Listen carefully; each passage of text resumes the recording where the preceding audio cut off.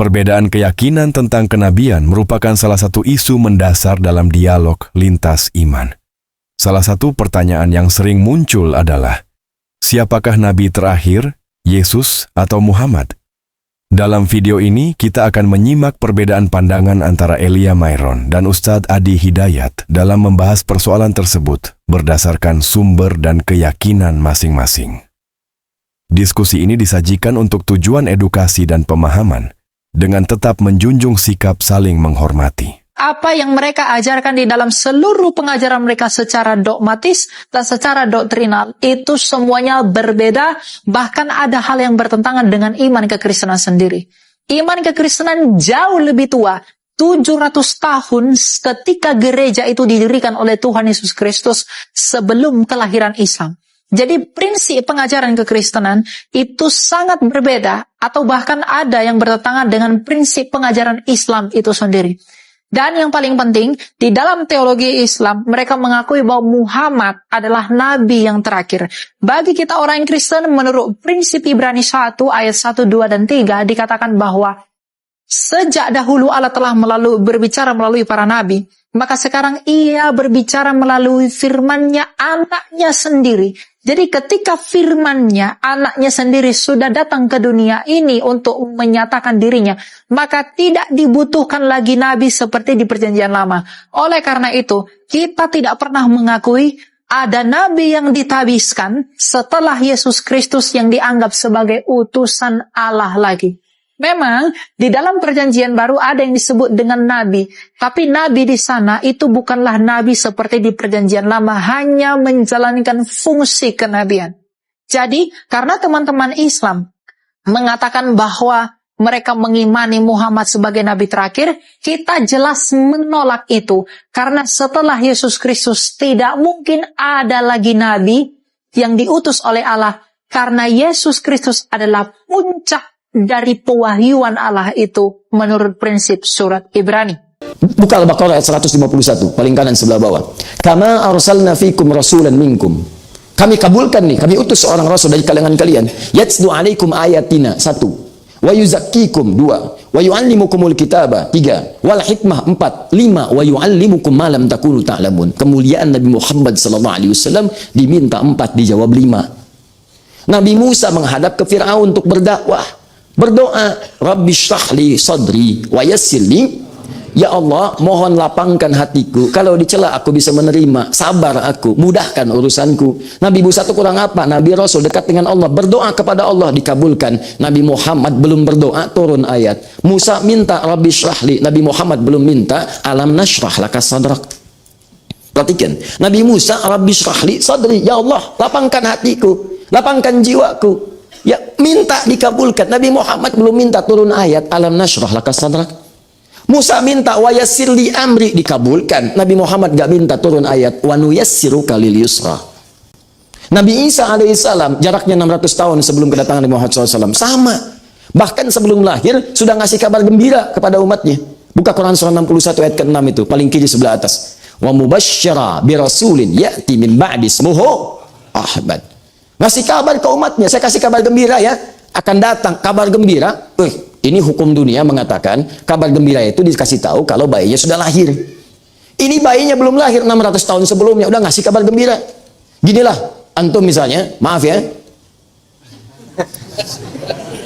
Siapa nama? Akbar, Masya Allah. Akbar apa? Saya panggil Muhammad Akbar Firdaus, pakai awalan ya. Jangan tunggal, Akbar, Muhammad Akbar Firdaus. Saya panggil tiga-tiganya bagus lah. Saya panggil Muhammad misalnya ya. Firdaus, Akbar Firdaus. Saya panggil Firdaus sajalah. Firdaus, Masya Allah, ngasih kabar ke temannya. Siapa namanya? Fajri, Masya Allah. Fajri, Alhamdulillah, saya punya anak. Siapa namanya? Muhammad.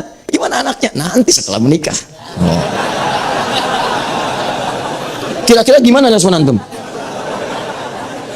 Di mana-mana orang ngasih kabar gembira, lahir bayinya ngasih kabar gembira. Ini saking mulia Nabi Muhammad SAW, saking mulianya belum lahir sudah ngasih kabar gembira. Saking senangnya dengan kedatangan Nabi Muhammad SAW. Padahal 600 tahun sebelum datang. Saking bahagianya Nabi Isa mengatakan pada umatnya, Nabi Isa, Mesias, Yesus mengatakan pada umatnya, akan datang Rasul setelah aku. Aku Nabi, aku Rasul, tapi setelah aku akan datang Rasul yang sangat mulia. Ismuhu Ahmad. Gembira padahal belum lahir. Anda bayangkan, Nabi Isa itu Nabi, Rasul. Lahirnya luar biasa, wafatnya luar biasa. Naik ke langit kemudian diangkat dengan cara yang sangat luar biasa. Nabi belum lahir sudah gembira. Ente siapa? Nabi bukan, Rasul juga bukan, surga belum ada jaminan, amalan masih berantakan, hisab menegangkan, nggak ada kegembiraan di hadapan Nabi Anda Sallallahu Alaihi Wasallam. Itu siapa? Dia aneh kalau ada orang yang nggak gembira. Nabi Rasul ya gembira, masa antum bukan Nabi bukan Rasul nggak gembira? Paham ya? Tuh, awas. Nah ini sangat menarik teman-teman sekalian. Nah, nanti kita lihat Nabi Isa ngasih nama siapa? Disebutkan dengan nama apa? Ahmad. Lihat, Ahmad. Ini saya bahas dengan tuntas dulu nih. Ini masih pengantar nih, belum ke intinya. Ahmad. Nah, sementara ketika diberi nama beliau lahir, diberi nama dengan apa? Muhammad. Bahkan disebutkan dalam Quran 4 kali Ahmad sekali. Lihat nih, di antara mukjizat penamaannya, jarang disebutkan ini. Ahmad sekali disebut dengan Muhammad 4 kali. Lihat baik-baik. Muhammad 4 kali. Quran surah 3 ayat 144, Quran surah 33 ayat ke-40, Quran surah ke-47 dengan namanya ayat kedua, dan Quran surah ke-48 ayat 29. 4 kali dengan nama Muhammad, sekali dengan nama Ahmad. Kalau disebutkan Muhammad, itu bentuk superlatif, sighah mubalaghah dari kata Mahmud, yang punya hubungan baik dengan sesama, hablum minan nas, dengan lingkungan bahkan, sehingga datang pujian mengalir kepadanya. Kalau Anda dipuji dari luar, itu disebut dengan mahmudun, persis seperti mukarram. Ya, al-mukarram artinya melekat pujian kepadanya karena hubungan baik dengan sekitarannya. Perhatian bagus, baik. Jangankan pada manusia, pada hewan itu luar biasa perhatian. Bahkan saat orang menyembelih, oleh Nabi diperhatikan, hei jangan sakiti hewannya. Idza dzabhtum fa ahsinudz dzibhah. Kalau kalian menyembelih, sempurnakan sembelihan, baguskan. Jangan berikan penderitaan kepada hewan, karena itu dicontohkan sekali goresan. Gesek, ya, gorok sekali sudah selesai. Ya, jangan sampai menyakiti hewannya. Bahkan saat Anda akan menyembelih pun kata Nabi, tajamkan pisaunya. Bahkan saat menajamkan pisaunya itu pun jangan di hadapan hewan yang akan disembelih. Siap-siap ya, siap-siap. Sabar nanti ya, sabar. Kandidat selanjutnya, kandidat. Nah, itu pada tumbuhan, silakan cek pada tumbuhan. Bahkan dalam suasana perang, kata Nabi jangan rusak tanaman. Jangan merusak tanaman. Di mana ada peraturan peperangan, nggak boleh merusak sekitarannya. Di Islam itu indah. Dalam perang saja yang penuh dengan kecamuk, jangan rusak. Makanya heran kalau ada orang-orang tidak ada perang, dia nebangin pohon, dia gundulin hutan, nyebabin banjir, ya banjirnya banjir badang, banjir macam-macam dan sebagainya. Dosanya besar tuh. Dosanya besar. Dalam perang aja dilarang merusak tumbuhan. Ini nggak ada suasana perang, nebangin macam-macam sampai mengakibatkan musibah. Anda bisa bayangkan nggak? Dosanya besar. Nah, jadi ada hal-hal yang kelihatan kecil tapi dampaknya banyak. Itulah Muhammad. Kenapa disebut dengan Muhammad? Baiknya luar biasa. Nah, Nabi Isa itu punya sifat-sifat yang mirip-mirip sama dengan Nabi Muhammad. Apa sifatnya? Sama-sama punya ajaran kasih, punya ajaran sayang. Lewat dengan muridnya di samping sungai. Begitu lewat, muridnya mengatakan, guru, itu bangkai binatang itu bau sekali. Itu ada bangkai hewan yang dianggap haram kekinian. Itu kemudian di situ ada bangkainya, bau, kata muridnya. Apa kata Nabi Isa? Coba lihat giginya, begitu putih dan bersih giginya. Kata muridnya, guru, kenapa engkau berkata seperti itu? Jadi muridnya melihat, mencium baunya, Nabi Isa melihat putih bersihnya. Kata Nabi Isa, demikianlah manusia, dia hanya akan mengeluarkan apa yang ia fikirkan. Kalau pikirannya kotor, yang keluar yang kotornya. Kalau pikirannya bersih, maka yang keluar adalah kalimat kebersihannya. Saat orang lain memikirkan yang buruknya, Nabi Isa saking kasihnya memikirkan yang baiknya. Nabi Muhammad luar biasa. Jadi Nabi Isa luar biasa, punya dua sifat yang sama. Karena itulah ketika menyebutkan Nabi yang terakhir nanti, beliau menyebutkan bukan dengan nama Muhammad, karena saat itu banyak menduga Nabi Isa itu Nabi terakhir. Maka beliau kemudian sampaikan, saya bukan yang terakhir itu nanti yang paling hebat dibanding nabi-nabi sebelumnya. Dia punya sifat kedekatan dengan Allah jauh dari nabi-nabi sebelumnya. Kalau satu kali Anda mendekat kepada Allah, satu keunggulan disebut dengan Hamid namanya, Hamidun, yang memuji Allah dalam satu sifat. Misal rajin tahajud, tapi puasa belum konsisten. Senin Kamis belum, Ayamul Bid tidak, Daud juga, puasa Daud tidak sama sekali. Baru tahajud, itu Hamid. Atau sebaliknya, puasa rajin, tahajud belum. Tapi kalau tahajud dikerjakan, maaf, puasa dilakukan, sedekah yang paling bagus, yang paling mulia, maka berubah jadi bentuk superlatif dari Hamid jadi Ahmad. Kenapa beliau disebut Ahmad? Karena sifat kedekatannya dengan Allah luar biasa. Silahkan cek sedekahnya, tak tertandingi. Kesaksian Ibnu Abbas, kalau sudah masuk Ramadan apalagi masa pemberiannya Nabi seakan-akan tak terhentikan. Kasih, kasih, kasih. Dan hebatnya bagaikan angin yang bertiup dengan sepoi-sepoi. Ngasihnya tuh enak, lembut, nyaman. Ya kan ada orang ngasih tuh kadang-kadang ngasih tapi mukanya nggak ngenakin. Ya tidak. Ini Pak, silahkan ambil. Aduh Pak, terima kasih. Nggak apa-apa, itu kan hak Bapak infak. Bapak kan miskin.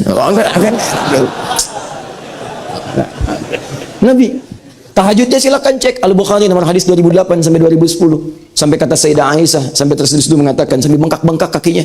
Padahal beliau madmun bil jannah, dijamin surga, ma'sum minal maksiyah, dijaga dari maksiat. Ditanya kenapa mesti begini? Apa jawabnya? Santai aja. Afala akunu 'abdan syakura? Apa enggak boleh aku jadi hamba yang bersyukur dengan semua nikmat itu? Enggak tertandingi. Enggak tertandingi.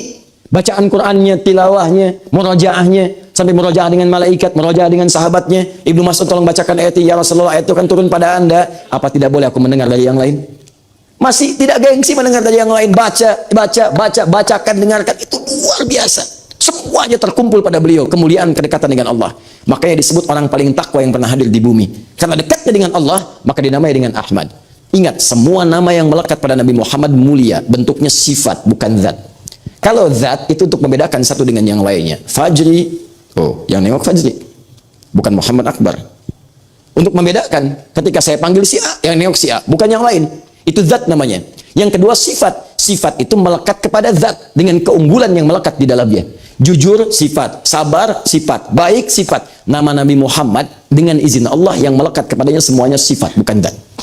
Kenapa? Untuk menunjukkan keabadian, kemuliaan sifatnya sehingga bisa diteladani dalam setiap waktu.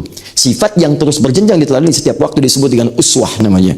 Maka turun Quran surah ke-33 ayat 21. Laqad kana lakum fi Rasulillahi uswatun hasanah. Ini dari segi penamaannya. Lahirlah sosok disebut dengan Muhammad, disebut dengan Ahmad. Saya tidak akan bercerita sampai kedalamannya, terlampau panjang kalau kita bahas. Singkatnya, sosok ini jadi inspirasi dari semua tahapan kehidupannya. Dari kecil jadi teladan, saat pemuda jadi Al-Amin, saat jadi Nabi semua terkumpul kemuliaan pada beliau. Sampai sebagai seorang ayah teladan, sebagai seorang suami teladan, seorang kakek teladan, seorang pemimpin teladan, seorang yang pernah berbisnis teladan, seorang yang pernah berdagang teladan. Semua aspek kehidupan terkumpul miniaturnya kepada kehidupan beliau.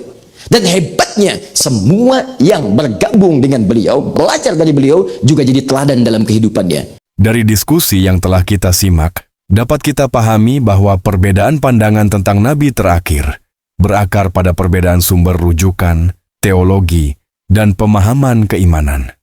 Semoga pembahasan ini menambah wawasan, membuka ruang dialog yang sehat, dan membantu kita menyikapi perbedaan keyakinan dengan ilmu, adab, dan sikap saling menghargai.